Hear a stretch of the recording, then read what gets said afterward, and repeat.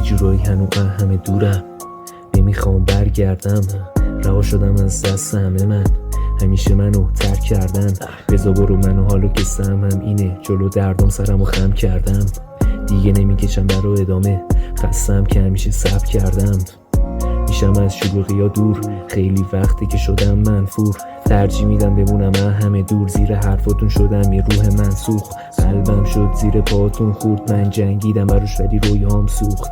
من هیچکی ندارم گله، یه جورای دیگه بیسی تو وجودم مونده. بغضوگرمه نمیذاره حرفم بیاد، احتیاج دارم به بغلت زیاد. به گوشی که سمتم نیاد، میشم جز تو از همه بیزار. هنوزم مثل اولین بار قلبم میلرزه، صدات از دور میاد. یه جورایی نمیبینم جز تو هیچکی و هنوزم توی تنها راه نجاتم. بغضوگرمه نمیذاره حرفم بیاد، احتیاج دارم به بغلت زیاد. به گوشی که سمتم نیاد، میشم جز تو از همه بیزار. هنوزم مثل اولین بار قلبم میلرزه، صدات از دور میاد. یه جورایی نمیبینم جز تو هیچکی و هنوزم توی تنها راه نجاتم.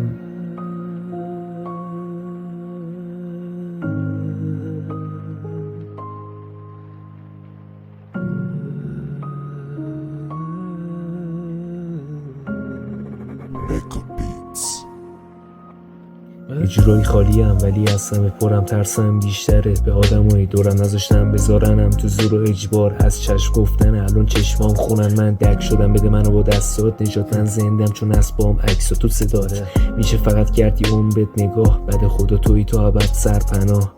میخوام بشم تو آغوشت گم، من یه قطره ازت، همه وجودم تو. یه جورایی چشمات کل دنیام شد، میشورم نفساتو تا خود صبح.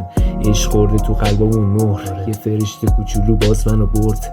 نگات که یه جزیره بی‌مرز، یه جورایی جستو برام همه آدمو مردن. بغضوگرمه نمیذاره حرفم بیاد، احتیاج دارم به بغلت زیاد. به گوشی که سمتم نیاد، میشم جز تو از همه بیزار. هنوزم مثل اولین بار قلبم میلرزه، صدات از دور میاد.